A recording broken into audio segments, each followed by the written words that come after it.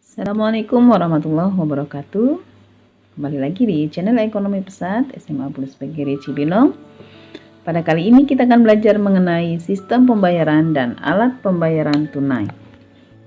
Sebelum kalian mempelajari tentang sistem pembayaran secara rinci, kalian perhatikan gambar berikut ini. Nah, ini adalah perkembangan sistem pembayaran di masyarakat. Seiring dengan perkembangan teknologi informasi, alat pembayaran dan cara pembayaran yang dilakukan masyarakat pun berkembang sangat pesat dan sangat bervariasi. Dulu, masyarakat hanya mengenal sistem pembayaran secara barter, yaitu transaksi pertukaran antara barang dengan barang. Setelah itu, mengenal adanya alat pembayaran uang. Kemudian mengenal adanya sistem pembayaran menggunakan cek, wesel, atau giro. Seiring dengan perkembangan produk-produk perbankan, maraklah sistem pembayaran melalui transfer ATM. Kemudian semakin pesatnya teknologi internet, muncullah sistem pembayaran e-payment. Berkembangnya teknologi komunikasi melalui munculnya HP Android, BlackBerry, dan iPhone yang mampu mengakses berbagai aplikasi. Maka muncullah sistem pembayaran e-mobile. Perkembangan sistem pembayaran sangat terasa sekali di daerah perkotaan. Belakangan ini, masyarakat perkotaan di Indonesia mulai terbiasa untuk menggunakan alat pembayaran non-tunai untuk berbagai keperluan pembayaran, antara lain kartu kredit, kartu debit, kartu ATM, dan kartu prabayar. Penggunaan kartu prabayar diyakini akan menjadi tren mekanisme pembayaran pada masa mendatang, misalnya untuk membayar bahan bakar di pompa bensin, tiket tol, pembayaran bus, listrik, dan pembelian barang, serta berbagai jasa-jasa lainnya.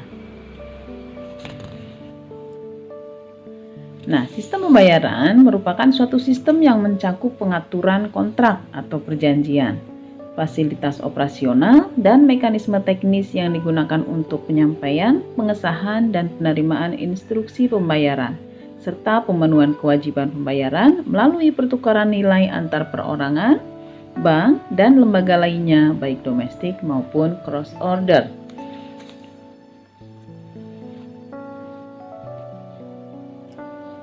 Nah, di sini peran Bank Indonesia dalam sistem pembayaran adalah sebagai regulator, yaitu merumuskan kebijakan. Kemudian perizinan, yaitu memberikan izin dalam penyelenggaraan sistem pembayaran. Kemudian sebagai pengawas, sebagai operator, yaitu menyediakan layanan sistem pembayaran RTGS dan SKNBI. Nanti kita akan pelajari lebih lanjut di subbab berikutnya. Kemudian fasilitator, pengembangan sistem pembayaran oleh industri. Nah, sebagai alat pembayaran tunai, ini sejarahnya adalah sebagai berikut, sejarah terbentuknya uang. Yang pertama adalah nomaden atau ladang berpindah. Pada mulanya, masyarakat sebelum mengenal pertukaran karena setiap orang berusaha memenuhi kebutuhannya dengan usaha sendiri melalui sistem kehidupan yang tetap atau nomaden, manusia berburu jika ia lapar, membuat pakaian sendiri dari bahan-bahan yang sederhana, mencari buah-buahan untuk konsumsi sendiri. Singkatnya, apa yang diperolehnya itulah yang dimanfaatkan untuk memenuhi kebutuhannya. Manusia saat ini belum mengenal alat tukar. Nah, selanjutnya berkembang ke masa barter. Pada masa ini, untuk memenuhi kebutuhan, orang atau kelompok orang sudah membutuhkan pihak lain. Karena jumlah orang sudah semakin meningkat dan bertambah, muncullah pertukaran barang. Karena pada masa ini orang belum mengenal produksi barang. Nah, setelah itu, berkembang lagi menjadi masa uang barang, commodity money. Pada masa ini, orang sudah mulai berpikir barang perantara sebagai alat pertukaran. Maka dicarilah jenis barang yang dapat mempermudah pertukaran agar bisa digunakan sebagai alat perantara pertukaran barang atau uang barang tersebut. Nah, syarat sebagai uang barang adalah dapat diterima dan dibutuhkan semua orang, dapat ditukarkan kepada siapa saja, mempunyai nilai tinggi dan tahan lama. Namun dalam hal ini masih terdapat kesulitan, yaitu sukar disimpan, sukar dibawa kemana-mana, sukar dibagi menjadi barang yang lebih kecil. Kebanyakan uang barang tidak tahan lama. Nilai uang barang tidak tetap. Nah, sehingga berkembang lagi menjadi masa uang.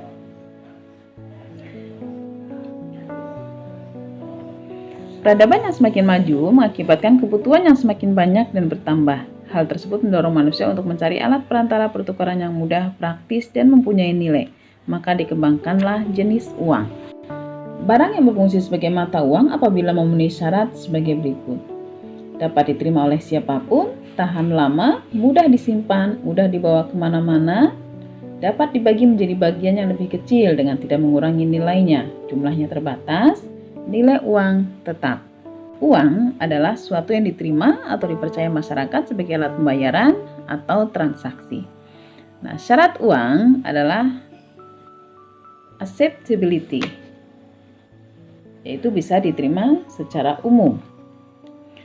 Kemudian, stability of value memiliki nilai uang yang stabil, tidak berkurang nilainya. Kemudian, durability, tahan lama dan tidak mudah rusak. Portability, mudah dipindah dan dibawa kemanapun.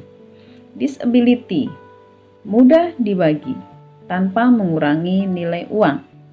Kemudian uniformity, memiliki satu kualitas saja. Jadi tidak ada KW-KW gitu ya, kualitas 2, 3 dan seterusnya.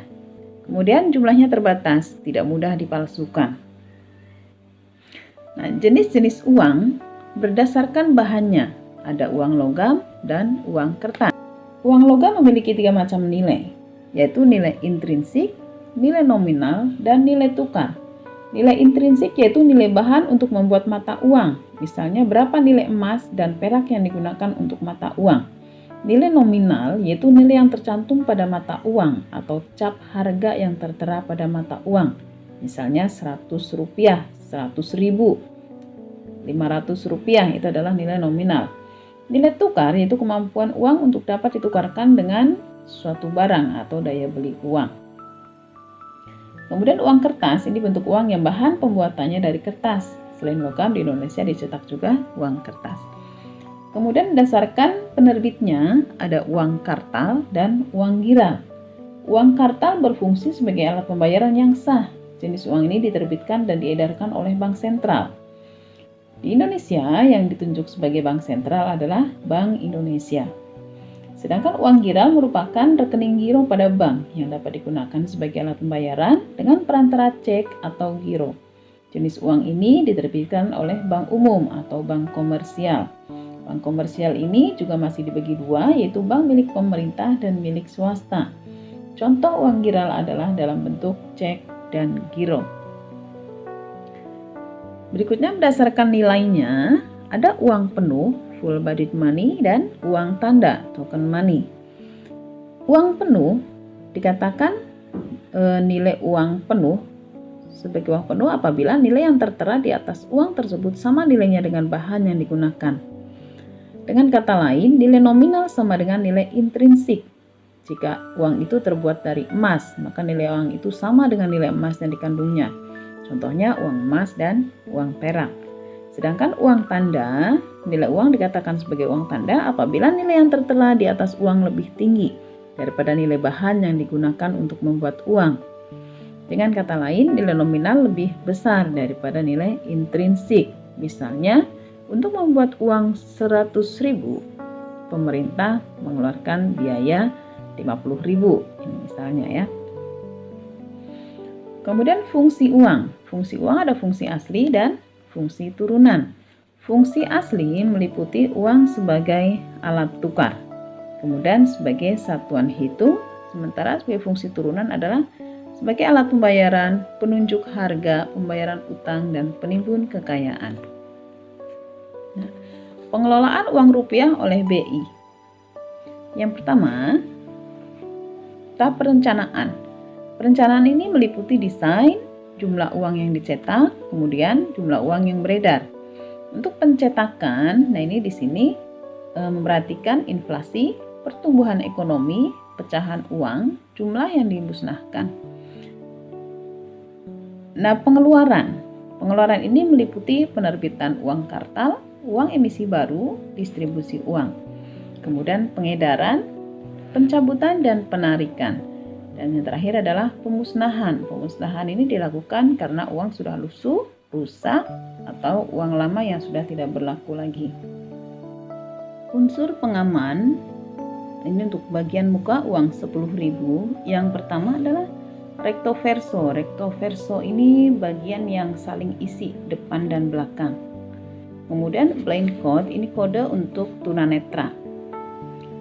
Intaglio ini cetakan huruf cetakan angka 10.000 di situ contohnya. Kemudian microtext ini teks yang ukurannya sangat kecil yang hanya bisa dilihat dengan kaca pembesar bertuliskan Bank Indonesia. Latent image ini tulisan BI yang tersembunyi yang hanya bisa dilihat pada sudut pandang tertentu. Kemudian watermark ini gambar pahlawan yang bisa dilihat jika di Terawang. Kemudian logo BI, electrotype di sini untuk nama dan tanda tangan.